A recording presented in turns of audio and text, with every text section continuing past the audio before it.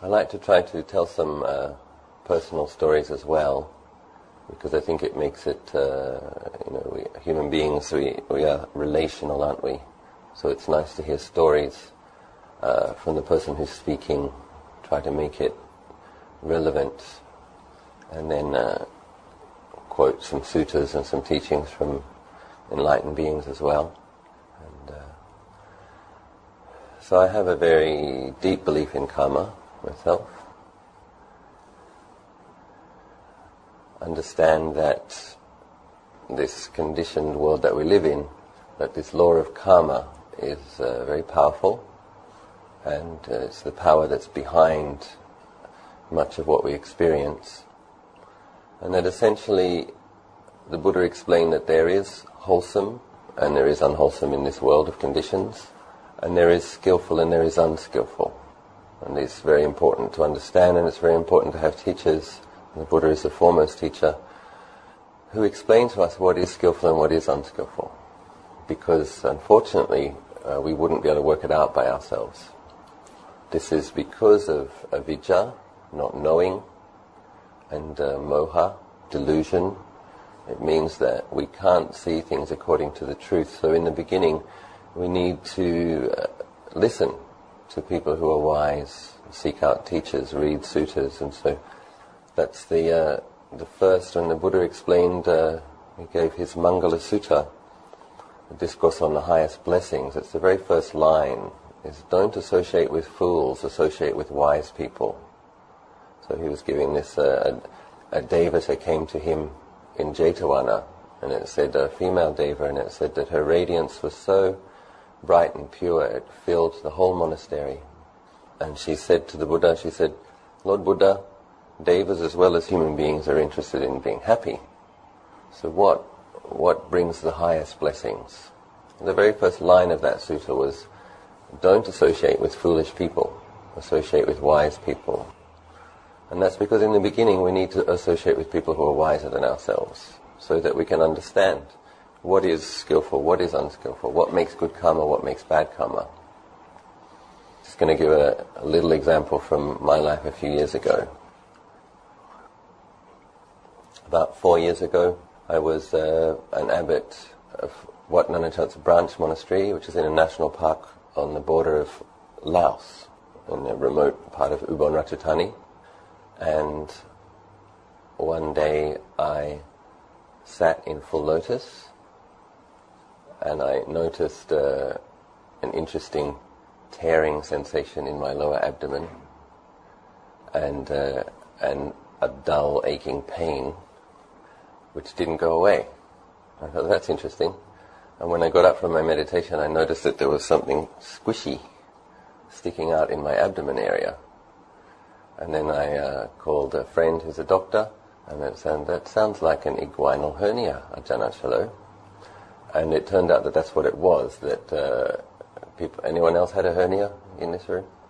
Not much fun. Okay, he's had one. So what happens is, a little biology lesson, I think we all start out as women, don't we, as fetuses? And at a certain point something happens in the chromosomes where some of those females become male. And the testicles form inside the fetus, and then they have to come through these little holes in the abdomen down into the scrotum. Now those little holes stay there as something of a weak point in the male body. And at a certain point, if there's too much pressure, your intestines can burst through that hole. And this used to happen a lot in the old days, and what would happen is that your intestines end up in where your testicles are. Very unpleasant, very painful. And people in Thailand were telling me, yeah, my grandfather had it, yeah, my father had it. In the old days, they used to have to get out and kind of squish it all back in and tie a belt around and keep it. It was very painful. So what happens is if you don't treat it, the hole gets bigger and more of the intestines go. Anyway, these days you can treat it, thank goodness. But anyway, so probably some kind of karma. But I was fortunate because I knew the director of Bangkok's second best hospital. Sounds very impressive, doesn't it? But wait till you hear my story. I called her up and I said, looks like I might need some treatment. She said, please come down. And I went down, and everyone was very nice. And I met the doctor, very nice man. And he suggested putting in a gauze pad made of nylon and stitching it in so that it basically blocks up the hole. And then that membrane will then grow over. There's a little membrane that's over that hole, and that membrane will grow over. So, okay. So I went in for the surgery. And it's a very interesting experience. I think wages are a bit cheaper in Thailand, so there's a lot of staff in the hospitals. And there's this sense of this whole team of very nice people. I was lying down on a surgery bed, and they were about to give me a general anesthetic. And this nice male nurse, this nice female nurse, this nice anesthesiologist, this nice doctor, everything okay, Ajahn, everything's fine, spreading metta to people. And there's one person in the room, and I have a bad feeling about her. I don't know who she is, but I just get the sense of, I don't trust that one. And but I'm spreading love and kindness, and 1, 2, 3, whoop, gone. And so then I came out of this surgery, and I did have some pretty good mindfulness, because the first thought I had was, you've just had surgery. The next sensation I noticed was a lot of pain in the abdomen area. A lot of pain, because it was 12 stitches and they had to cut through the muscle tissue and then move things around to get that pad in and stitch it in place. So there's a lot of pain. And so the next thought was, ouch. And then I was lying there, and someone approached me, and guess who it was? It was the one person that I felt like I didn't trust. And she asked me, Ajahn, do you have any pain? Yeah, I do. I have quite a bit of pain. So she said, Ajahn, could you please note it? Is it from 1 to 10? And I'd say, I'd say it's about an 8.5. She said, oh, well, just wait a few more minutes and then the anesthetic should start to work. That's the one coming in on the drip. And so we waited 10 minutes. And I remember in that 10 minutes thinking, okay, well, this is definitely the most physical pain I've had this lifetime. Okay, well, try not to make a problem out of it. But it was really a lot of pain, cutting through muscle tissue in the abdomen, 12 stitches, moving things around, and okay. And she came back, she said, any improvement, Ajahn? I said, no. It's still about an 8.5. So she called the doctor, and the doctor says, well, if he says it's painful, give him some more morphine. So she hooked up another tube of morphine into the drip. And she said, okay, Ajahn, just 10 more minutes. I said, okay. So at this stage, it's 20 minutes, we're going to go 10 more minutes. And I remember thinking, okay, you have two choices. Either you jump off the bed and start screaming and throwing things around, or you stay perfectly still and don't do anything at all. And just, there was a lot of tension beginning to form in this area around that wound, just kind of bearing with that pain. Now, 10 minutes later, so that would take us to the half an hour point, I guess, about 10 minutes later, I heard this lady walk past the drip, and I heard her take a gasp of breath and say, I forgot to open it. And then she turned on the morphine, and I thought everyone else in the room was like, and everyone's, nobody's looking, and I thought, oh, that's what's going on.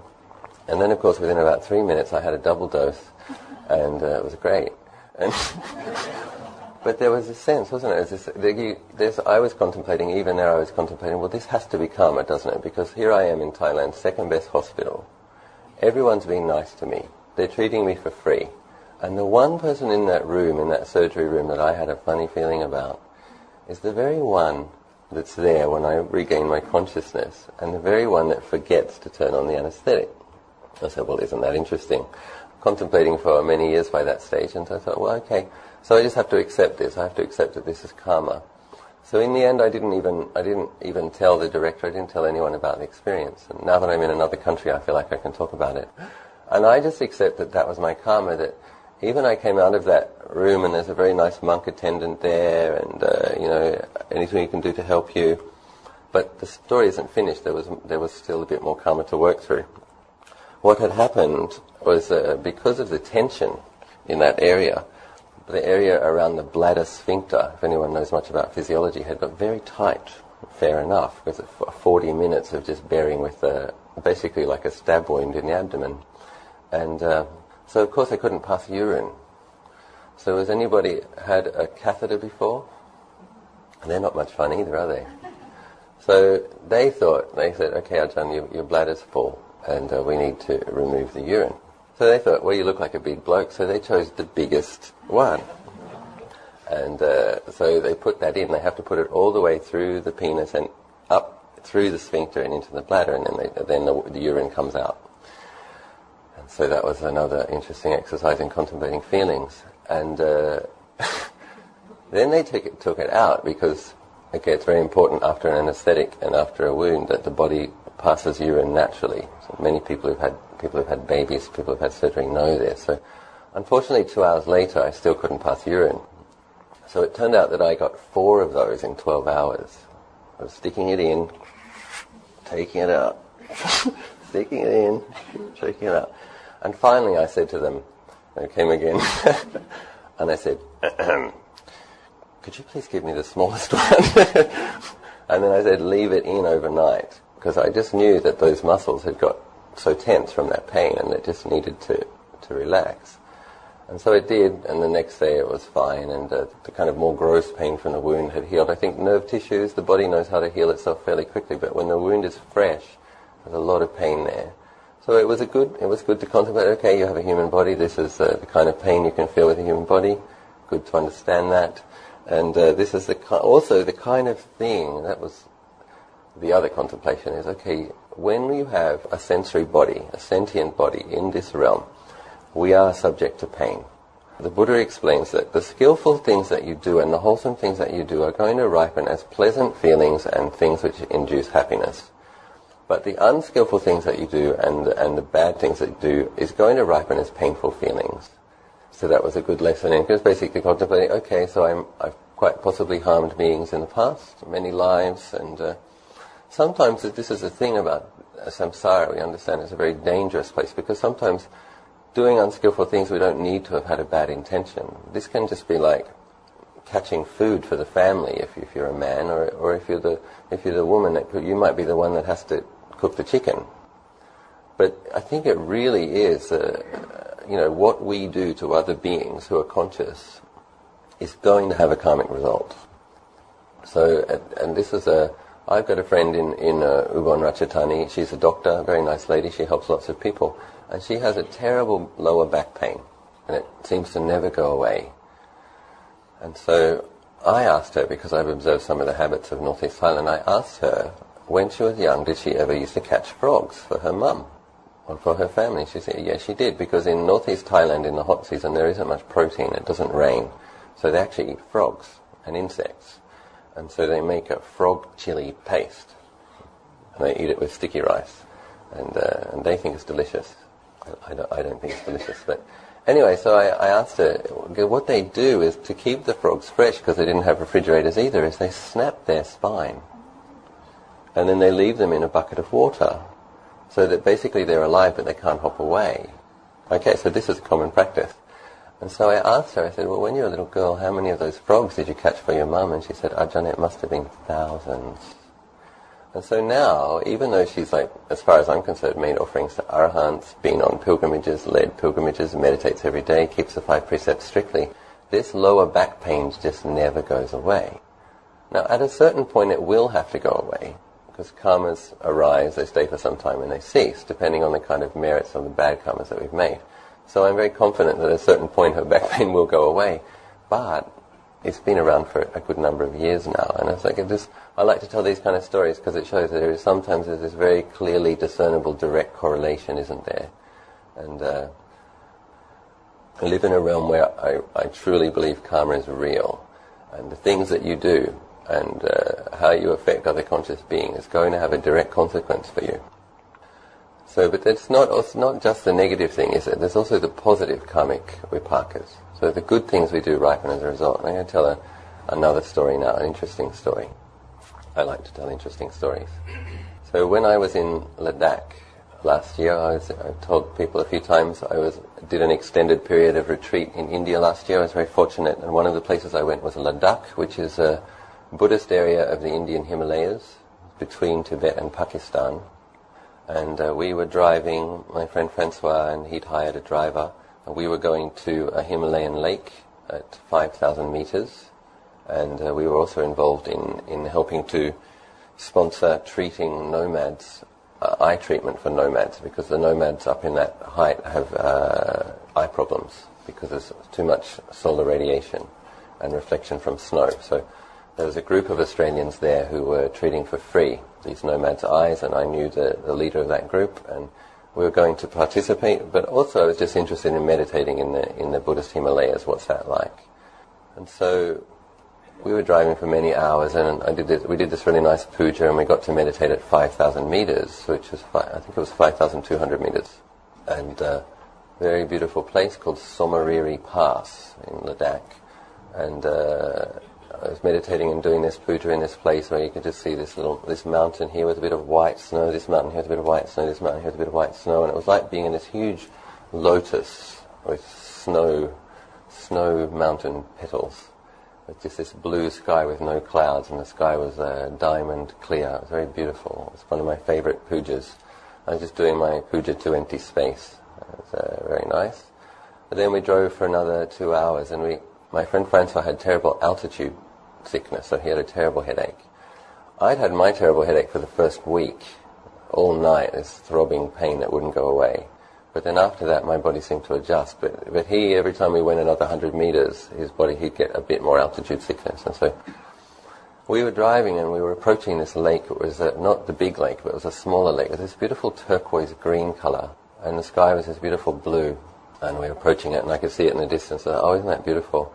And I said to my friend Francois, do you mind if we stop there and meditate a little while? Because I've never meditated next to a Himalayan lake before. And he said, well, I've got a splitting headache, and the place where we're going is also near a lake, and it's another hour or so along. So how about we just go there first? And I thought, well, fair enough. He has a terrible headache. Look at his face. Yeah, he looks terrible. So we better just go there. Now, what happened next had nothing to do with my personality or any kind of psychic power, but I would assume it has to do with karma and merit. So what happened was, as we were approaching this lake, there's an army truck in front of us, and as a small four-wheel drive stopped, and the army truck stops, and there's talking, and then we get up to that army truck and the four-wheel drive, and it's hard to explain, but basically there's nothing. There's no village, there's no town, there's not even a tree. But at this particular juncture, there are three cars. And the driver asked, what's up? And it turns out that the four-wheel drive had a problem with the wheel, needed to change a wheel or something. The army truck didn't have the right tool, and only our driver had the right tool. So we had to stop by the lake. And I said, well, I guess I'll meditate. And my poor friend with his headache. And so I went off and I was meditating. I meditated for 45 minutes, and I was thinking, oh yeah, it is really nice meditating by Himalayan lakes. There's a sense of emptiness and silence. And I was thinking a bit longer would be nice. And a motorbike went past. And it turned out that the motorbike also had a problem. And it turned out that our driver also had the tool to fix it. And so I noticed there's still something going on, nothing happened. So I sat for another half an hour. I thought, okay, now I'm content. I got to meditate next to this turquoise lake under the Himalayan sky. And I went back, my poor friend, and they drove off, and he says, Ajahn, I can't believe it. He said, we haven't seen cars for hours. There's no village, there's no town. You say you want to meditate, and 2 cars break down right in this spot. And meanwhile, I'm here with a headache. And I said, well, I'm sorry, Francois, there's no factor of intention here. I was perfectly happy to go to the other lake, but whatever, this is how it happened. But again, I just think sometimes you can see karma a bit more clearly, isn't it? On that occasion, the Ajahn got to do what he wanted to do. I don't get to do what I want to do every time. But on that occasion, I did. And again, my belief in karma is these things must be karmically conditioned. That certainly as a monk who teaches meditation and encourages meditation, you're helping other people to experience some peacefulness. And you're giving other people that kind of container to experience some peacefulness. So one of the ways that might ripen in terms of karmic fruitions is opportunities to meditate when you want to and to experience peacefulness when you want to. That's just one possibility. And, so the 5 precepts, of course, are recommended to help us to to make good karma and to not make bad karma. That's one of the fundamental points behind the precepts, is that they're to support us in doing wholesome karma and to restrain unwholesome karma. And we need to understand that this karmic rule is not something that's functioning sometimes. It's not a partial law. If something is a law of nature, well then it's a law. And if something is occurring sometimes, well then it's occurring all the time. So it's like, and this can be seen in really, sometimes we can see really obvious examples. Like Sam was telling me this morning after offering breakfast that when she was a 12-year-old, she heard, it's a horrible story. I like to alternate happy stories with horrible stories, because this is it, good karma and bad karma. She was 12, that a servant of the neighbors had a baby, and that baby, after being born, had been chopped up and thrown in the rubbish. So it's like, well, I was watching that footage recently of the slaughtering the cows in Indonesia. I'm sure many people saw this story of how the cows have been killed in Indonesia, and it's like the sense of, so this is the kind of way that kind of karma could ripen. If you spend a period of time in your life slaughtering other beings that don't want to die, shortening their lifespan, this is how it could ripen. That I don't know, for a number of lives, the moment you're born, someone chops you up and you're separated from your life. For me, this is the only thing that can explain that kind of occurrence. There has to be a karmic cause. And then if you watch that footage, that these people, for 8 hours a day, are killing beings and chopping them up. And then I remember watching this, many people were horrified, thinking it's against the rights of the animals and really concerned about the animals. And then there's this whole question comes up, is killing a being that doesn't want to be being ever humane, is it ever ethical? I think that's the real question. You can try to kill them a bit more peacefully, but basically beings want to live, and if you kill them, they don't want to die. They do experience distress. But more importantly, in terms of us wanting to have if you get born as a human being, wanting to have a lifespan, wanting to have your opportunities, wanting to make it to adulthood, the implications are obvious. It's like, there's a story that Sam saw with her own eyes, but the baby was killed moments after its birth. So this has to have a karmic cause. One could deduce that quite possibly having killed many beings in past lives. So again, that's the first precept, isn't it? Don't kill.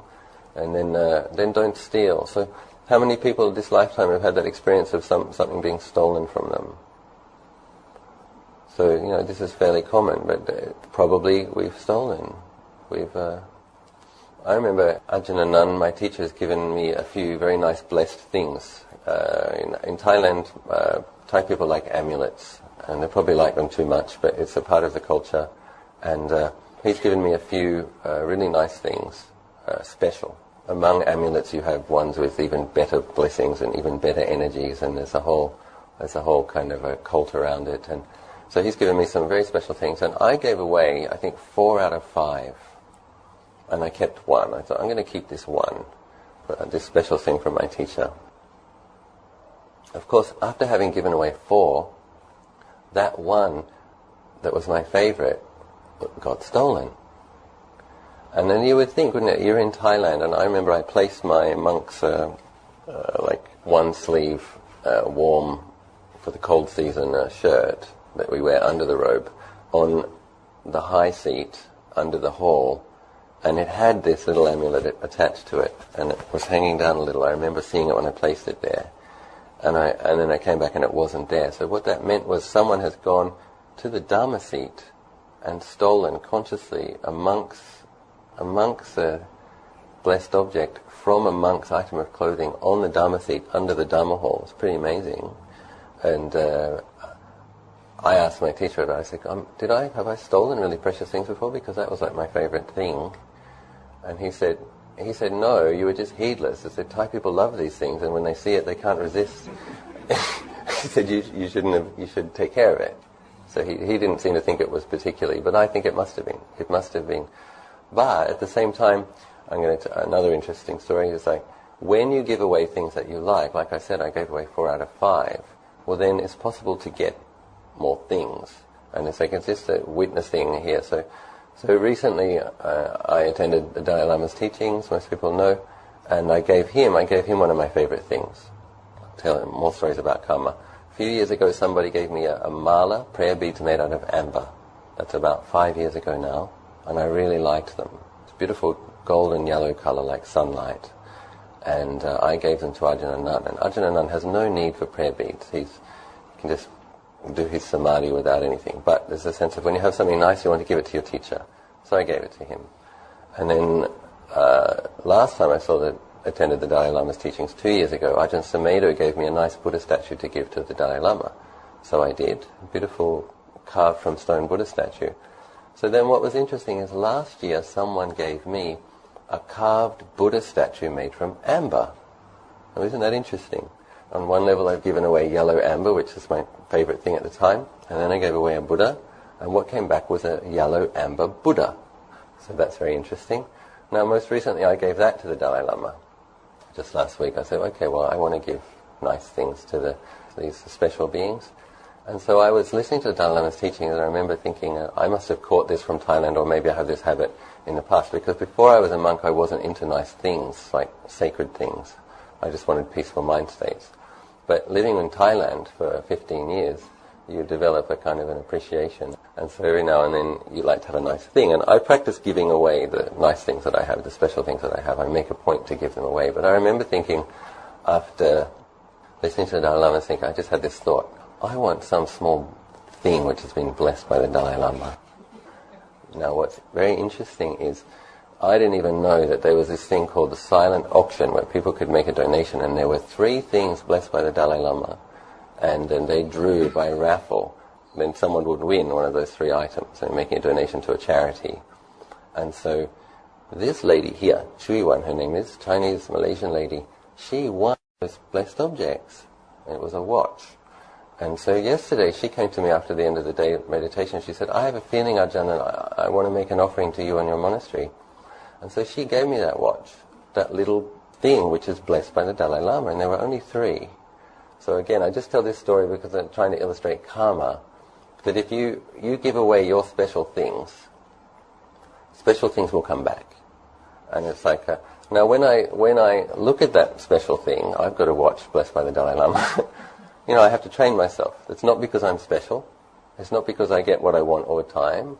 Let's just understand that this is a result of karma. Having given away blessed special things, sometimes, if I want a blessed special thing, it can come back. But of course, when I look at that thing, I have to recollect the fact that the Dalai Lama's virtues. He gets up every morning at 3:30. Often I don't get up till 5, so I have to remind myself, okay, look, the Dalai Lama gets up at 3:30. I've used this thing to train myself and recollect his example, his discipline, his compassion, that kind of thing. So again, just another story about one thing got stolen, must have stolen things in past lives. Another thing is given, have given things in past lives, have given in this life also. But one thing that we can deduce is if we do steal things, if we take things which aren't given, at some point things will be taken from us. And then we have the next precept, isn't it? Sexual misconduct. So this one is, I think it seems so reasonable to the mind which is impassioned to just want a little bit of fun. Now to the self-view which is experiencing that kind of delusion, it seems very reasonable. But the consequence of how it makes your partner feel if you sleep with another person, this is I think why it makes really bad karma, is the hurt feelings. People get very attached to their partners, and there's that sense of when the other partner sleeps with another person, that terrible feeling of hurt that person has. So this makes a lot of karma. Whether a person wants to hurt the person or not, that's the consequence. So I think this rule of trying to have one partner with whom you have a committed, loving relationship is very, very important. And it's just to understand that if there is infidelity, then there is consequences, that people have hurt feelings. And I've had some experiences in this life, and I asked some of my teachers about it. So every now and then, I have a lot of friends in Thailand. I'm a fairly friendly person. I have a lot of friends, a lot of monk friends. In a couple of communities, there's 1 or 2 people that just really don't like me. And the sense of ill will and anger, even I see them and they see me, it's another monk. The sense of really not liking and a sense of aversion, that you know how you feel it in your stomach. Oh, that person really doesn't like me. So that's a very unpleasant feeling. And this particular monk is very close to one of my teachers. I won't mention any names, but so it makes it difficult. You want to see your teacher, and then there's this, every time you come close, there's this complex relationship, and there's this unpleasant energy which nobody likes to be near. So I actually asked my teacher, I said, what's going on? I haven't done anything to deliberately hurt this person this lifetime. And he said, Ajahn Achalo, he says, you have a lot of metta, you have a lot of friends. He says, but every now and then you're going to meet people who just really don't like you. I mean, they really don't like you. And I said, so why is that? And he said, Achalo, you have broken women's hearts in the past. And so that was a very interesting answer. It was like having possibly hurt people in past lives, and now ripening as, because what's the result when someone loves you and you decide that you're bored and you want a different one or whatever? How does that person feel? That person feels a lot of rejection, that person feels a lot of grief, they experience a lot of forms of aversion essentially. They don't want it to have been like that. They don't want what happened to have happened. They don't want to be separated from what they've been separated from. They want this thing that they don't have. They experience a lot of grief, don't they? The person, the jilted lover, experiences grief, sorrow, lamentation, pain, grief, and despair. So then if we do that to beings, well, there's going to be a consequence. So here I am as a monk and a celibate and trying not to jilt anybody. And but there I am trying to come close to my teacher, and there is this energy, this intense ill will from someone who really doesn't like me. And I asked my teacher, what's the karmic cause? And he says, yeah, that third precept. So it's very interesting, isn't it, that even as a celibate monk, if you've broken these precepts in the past, there are consequences. So untruthfulness. So if we're untruthful, anyone in the room like to be lied to? Anyone in the room like it when they feel that they're being deceived or cheated? Anybody experience that? So lots of people nodding their heads. So we don't want to be lied to, we don't want to be cheated. But if we lie to people, it's going to happen. So we understand karma. We have to be truthful. And there are other implications to this precept as well. Now, if a student of Dhamma, you want to realize truth, well then it's fundamentally important to be truthful. Because whatever karma you make with untruthfulness, this is very, very important principle for those who want to realize the ultimate truth. Even white lies, be very careful. When it's also a fact that there are teachers and there are teachers. So some teachers aren't as good as other teachers, and some teachings aren't as clear as other teachings. So we all need to have good teachers who can articulate teachings correctly. And there is a real danger if you meet a teacher who hasn't quite got it right and who teaches something which isn't quite correct. This is dangerous. So if you want to meet a teacher who's going to teach you about the truth correctly, you want to have made as little obstructive karma as possible in this area of truthfulness. So in this area of deceiving, if we deceive, we will be deceived. If we cheat, we'll be cheated. If we obstruct the truth, if we obscure the truth will be obstructed and obscured. So it's very important. We're really careful in this area of truthfulness. I think even in the area of tax, probably, in a country like Australia, just because I remember how I used to think before I was a monk. It was like, well, stealing from the government's not the same, because the government's the government. They're not like it's not like something else. But in terms of, and I've done that, I confess. But anyway, I'm trying to make up for it.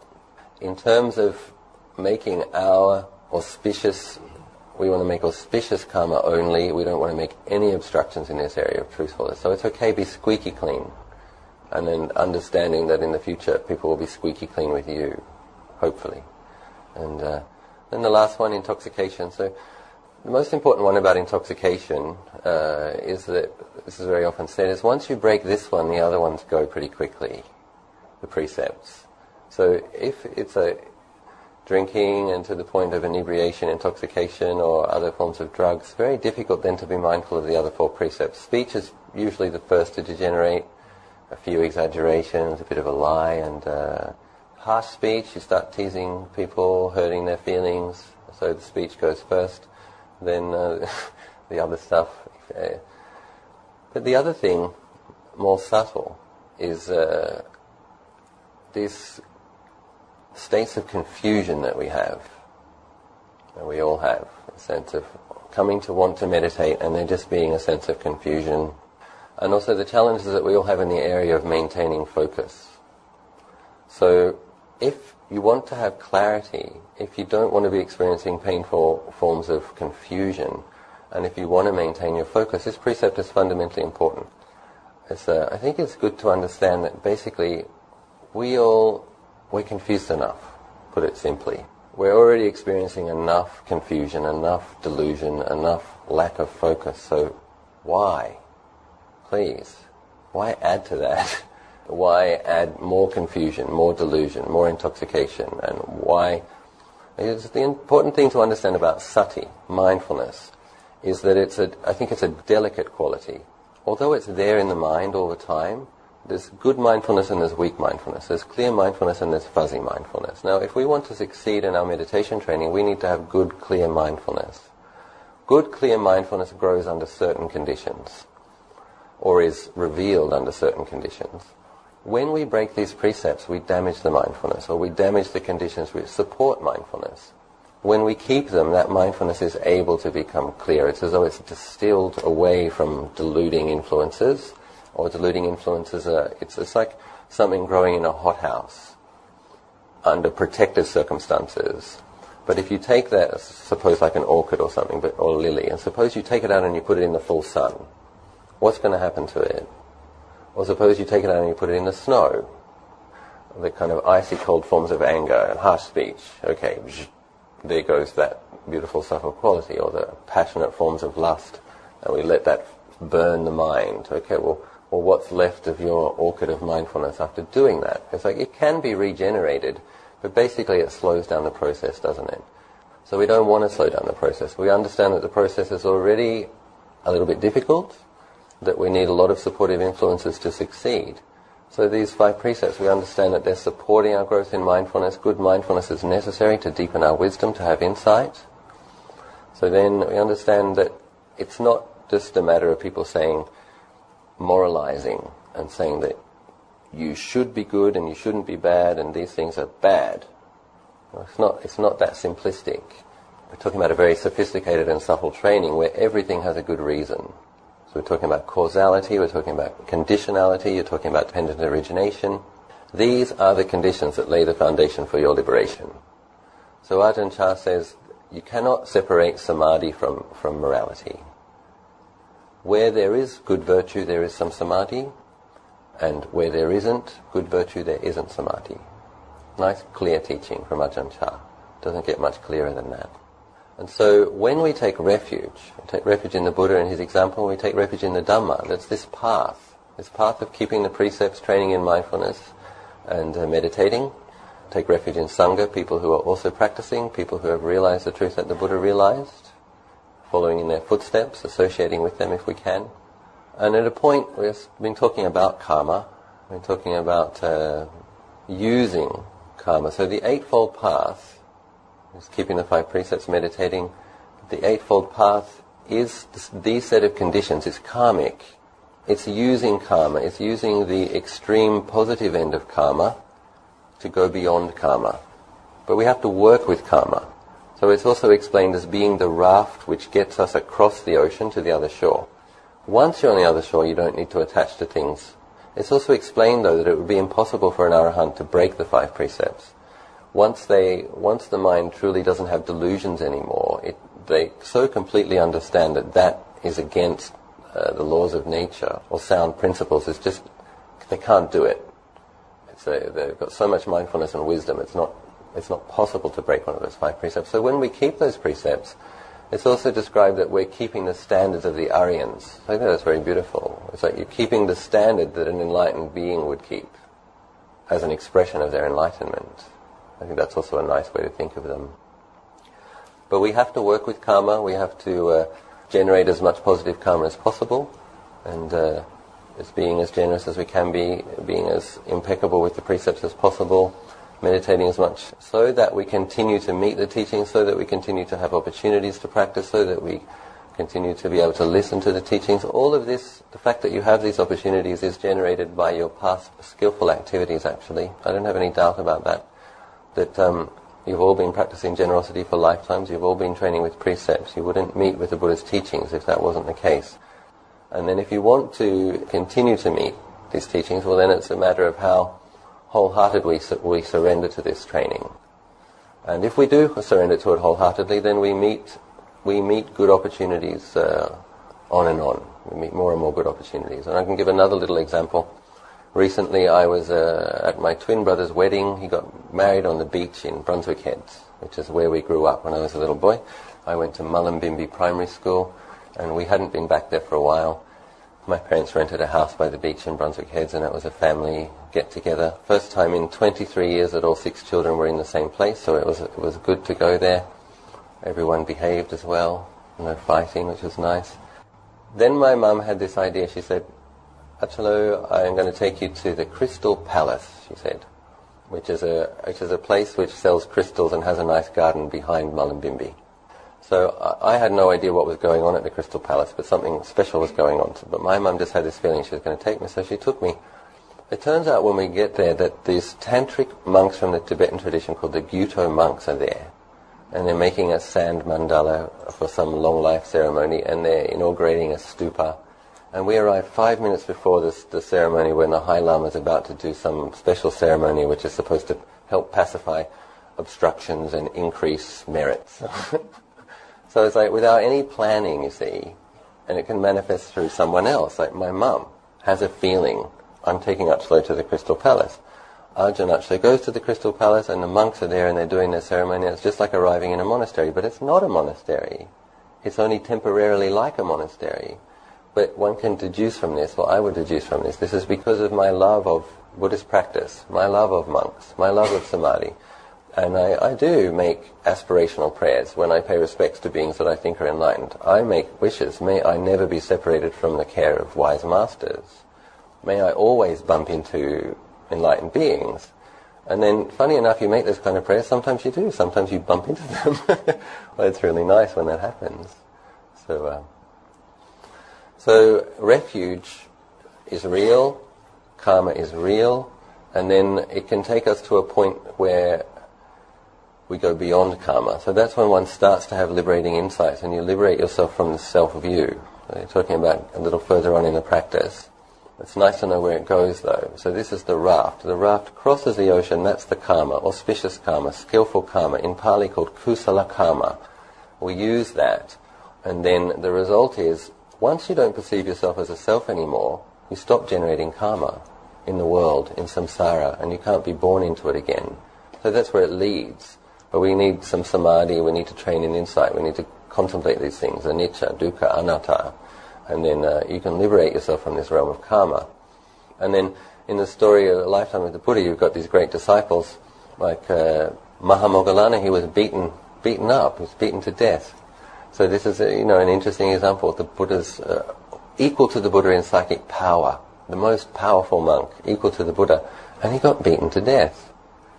Now, and he relayed the story of the time where he harmed beings. So it's like, as long as you're in the conditioned realm, and you have a body, and conditions can still ripen, that's the kind of thing that can happen to you. Angulimala as well, the mass murderer, which the Buddha had the compassion to teach. He was having pot shards thrown at him and getting bleeding, and people hated him wherever he went, even once he was enlightened. And he was lamenting to the Buddha, and the Buddha said, "Bear it, bhikkhu. You have done many unskillful things, and were you not to be liberated at the end of this life, you would have been in hell for a long time, so count your blessings," basically. And but you can see that even once, they're not producing karma anymore, but they're still subject to the karma that they made. So this is the important thing about being very careful with the karma that we make. So, probably said enough. They say it's good karma to encourage people, so I just made some good karma, I hope. And with this karmic effect, does that mean we have to endure that unpleasantness? What you're saying is that if there is a choice, this is the thing, this is the complex web of karma. Like I was talking about, like in that situation where I was in the hospital, experienced a lot of pain for 1 hour, but then there was a lot of very supportive conditions afterwards. So there's a sense of, sometimes there's a choice, isn't there? So it's like we have to pay attention. What are the choices? So you don't have to stay with something that's difficult. And you also have loving kindness for yourself and the other person. You don't want to help other people create bad karma as well. So sometimes if you're the object of another person's unskillfulness, sometimes it's skillful to remove yourself. So they don't make that bad karma. Difficult though, isn't it? Life is complex. There's always like certain benefits from certain relationships, certain drawbacks. Benefits from certain jobs, certain drawbacks. We just have to make the best choices that we have. But no, you don't have to stay with something which is difficult to resolve your karma. It's okay to look at what your choices are and to make the most skillful choices that you can. Yeah. In relationships, people do get hurt at various reasons, for various reasons. Yeah. But karma really works if there's intention behind hurting. It's one of the factors. So sometimes there is, I asked Ajahn and Nunn about this. Sometimes we don't have the intention, but there is karma which is made without intention. Yes. So if your action, and especially if it's against the precepts, you see. So it's like, if one of your actions has a harmful consequence which you didn't intend, but you were doing something unethical, there is the karma made from being unethical and the consequences of that, you see. So, and he said, yeah, the karma of unintentional. And this is why we make these. I also dedicate merit. Any beings that I've harmed intentionally or unintentionally, may those beings forgive me. Because there's another thing you hear also, all sorts of illnesses people have. And in Thailand they talk about this a lot, much less in Buddhism in the West. They say, dedicate merit to beings that you've harmed in past lives. The teachers in Thailand say that all the time, because the things that we did to beings in past lives are ripening as illnesses, headaches, backaches, pains. So they always say this. Don't forget to dedicate merit to beings that you hurt, intentionally or unintentionally. So, certainly if you intend to hurt, you're going to have even worse karmic vipaka. But you do something unskillful, you didn't intend to hurt. The fact was, in doing something unskillful, you made karma. So this is this thing about knowing what is skillful, knowing what isn't skillful. And it's not easy. Yesterday we talked about the practice of forgiveness. Let's say an action has been done on both parties, and if there's a practice of forgiveness on both sides, is the karma lessened to a certain degree, or is it just something? I think it is.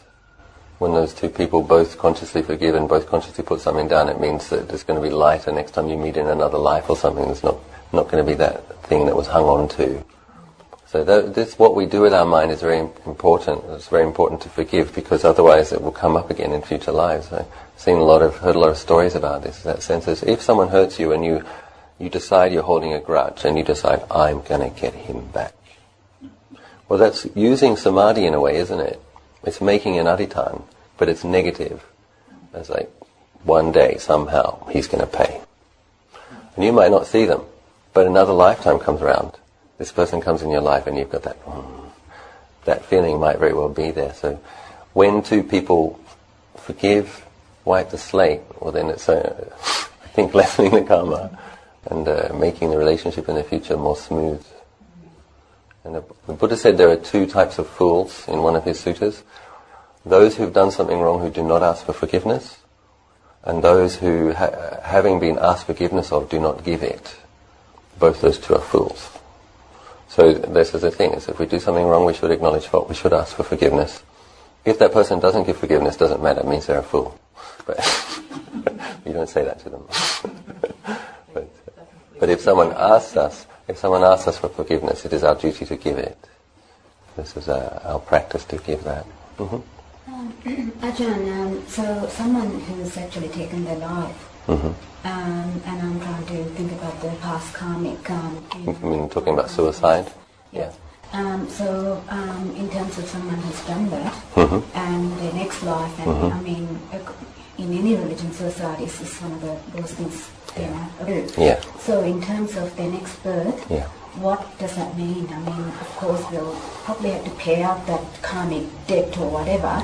Just trying to understand what happens there. Well, I mean, it's a terrible thing to do, and it's worthy of a lot of compassion, because this is one of these things about intention and intention. Often people who kill themselves don't want to hurt anybody, but the consequence is terrible for how hurt those who are left behind feel. So it's one of those things, but it's against the precept. Basically, you're taking the life of a living creature. We think we're our bodies, but we're not. when you kill yourself, you're killing a living being.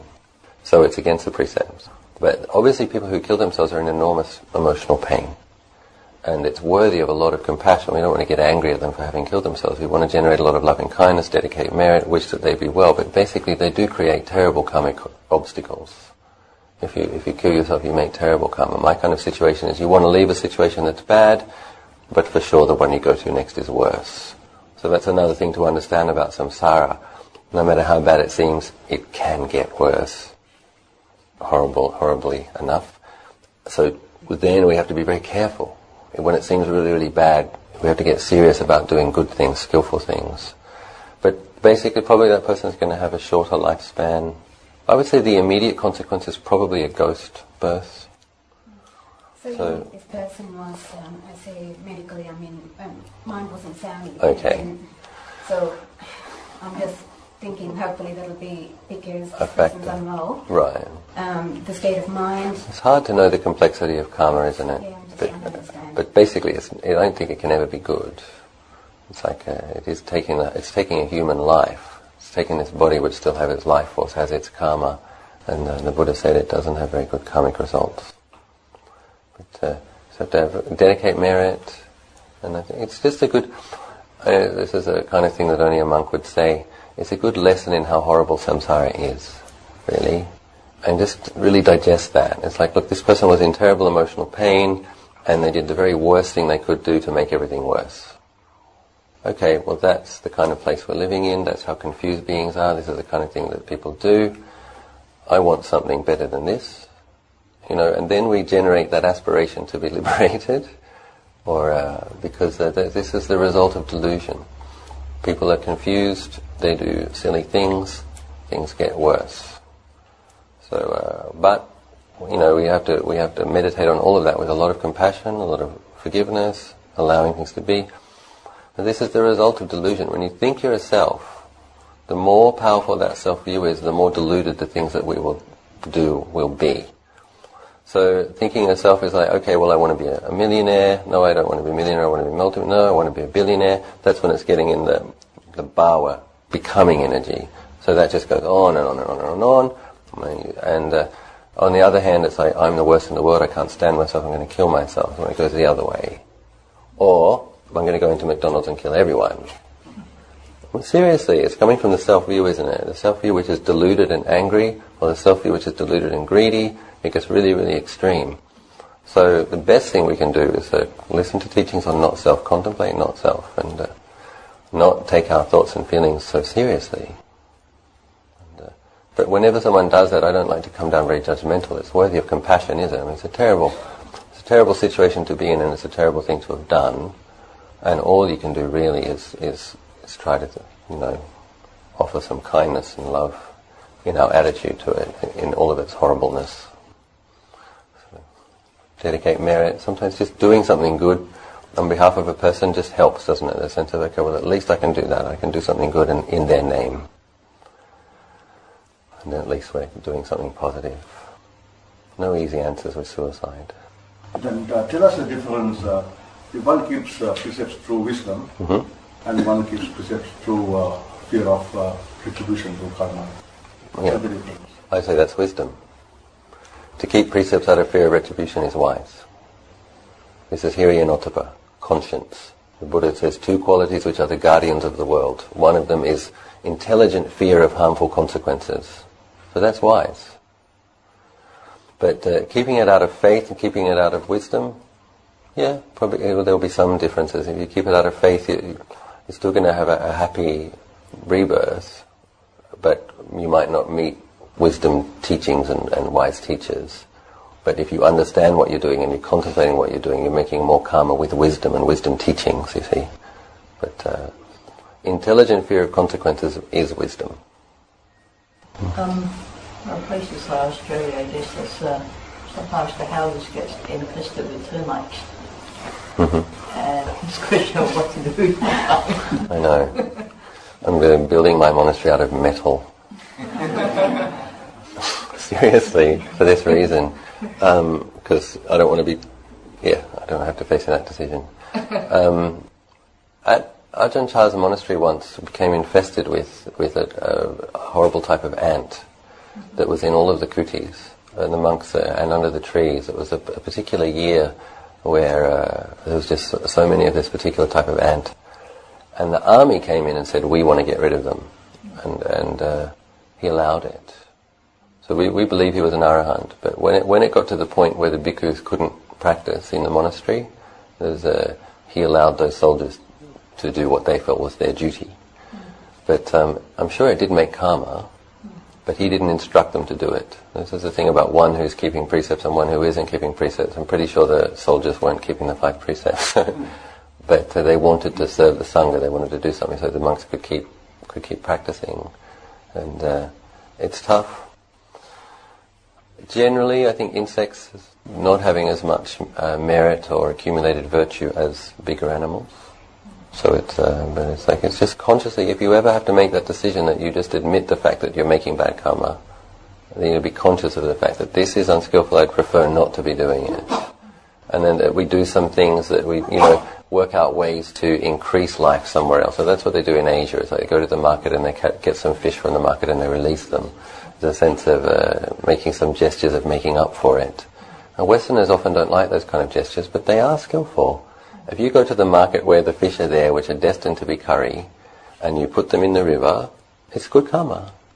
If you go to the place where they've caught them especially to sell to people who want to make good karma, well, that's not the same thing, because that also happens in Thailand. You've got these temples with buckets of turtles and buckets of fish and buckets of eels, and you throw them in the river and they catch them again, and there's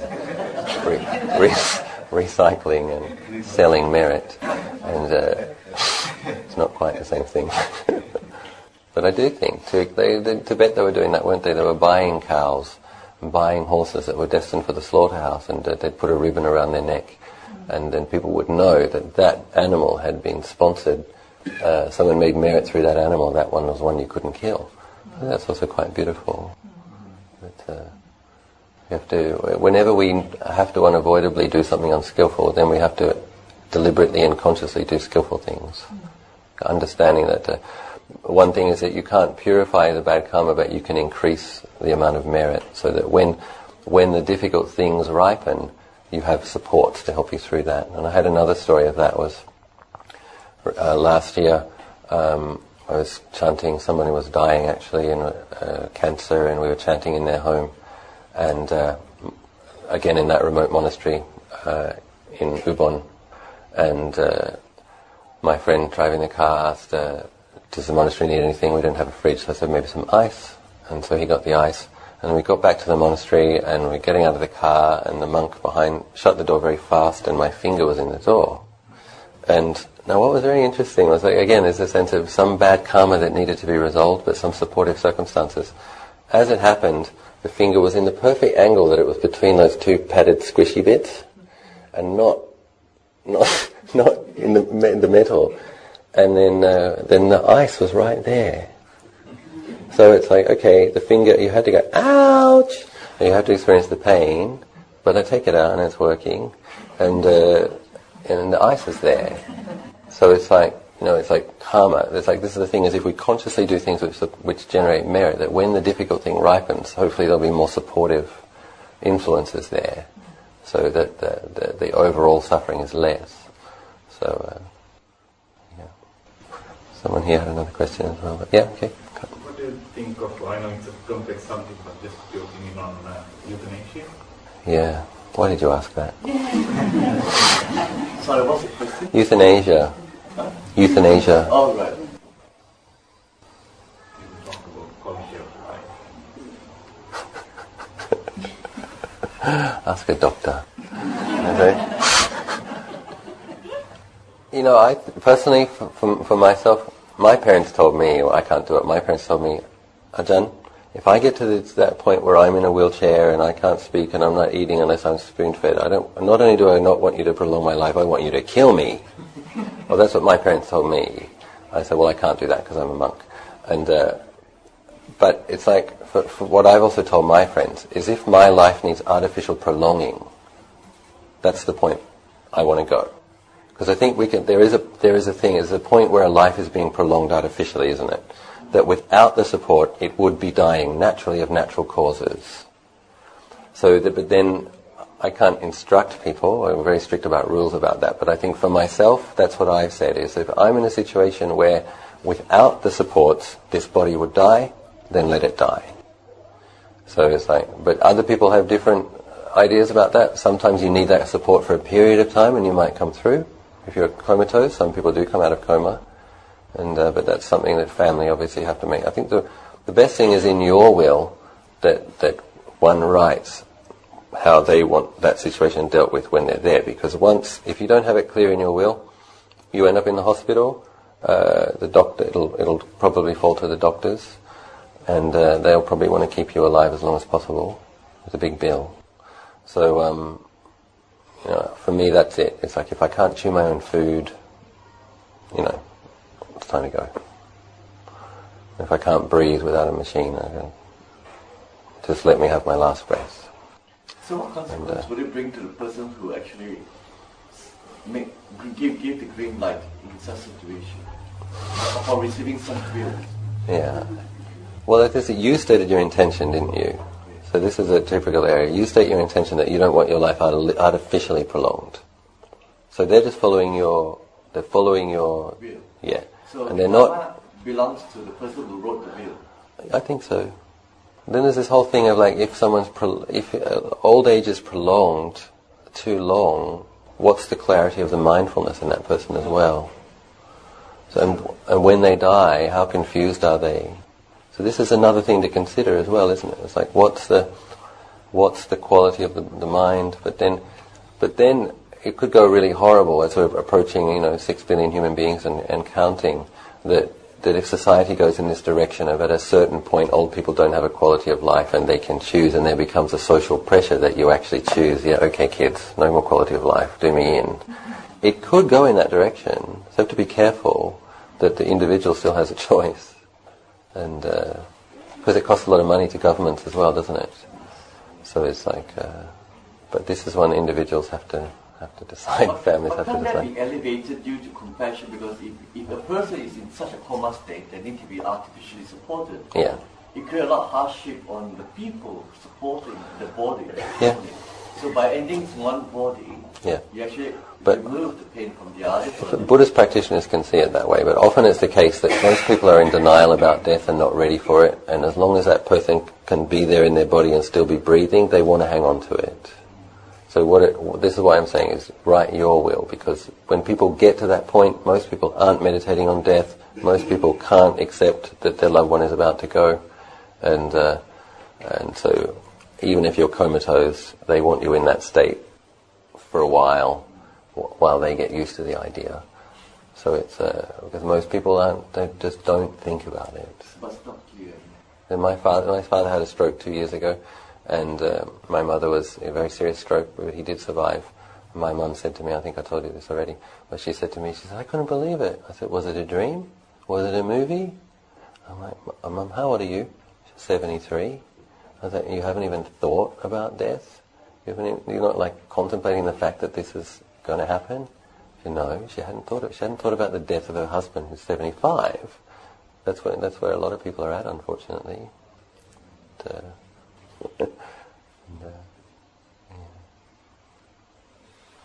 So a bit of talk about death. Must be time for lunch. Sorry. Okay. Having skillful friends. Yeah. Well, if you're in a situation where you're friends with unskillful people, you feel that you can help them. Mm-hmm. Where do you draw the line between compassion and assisting those people? Good question. I think the thing to keep an eye on is your own commitment to virtue weakening. Through your association, are you becoming, the Buddha calls this word kalyana chona, lovely being? Someone who loves virtue and who maintains virtue is a lovely being, a beautiful being. So is your own loveliness still intact? And so is your virtue still intact? So the degree that you can maintain, but the thing is we are affected by the people we associate with. So it's like, well, does associating with them, how much does it affect you? So you help them to the degree that it doesn't harm you. If it starts to harm you, you want to start thinking about healthy boundaries. Yeah. Obviously it's nice to try to help people.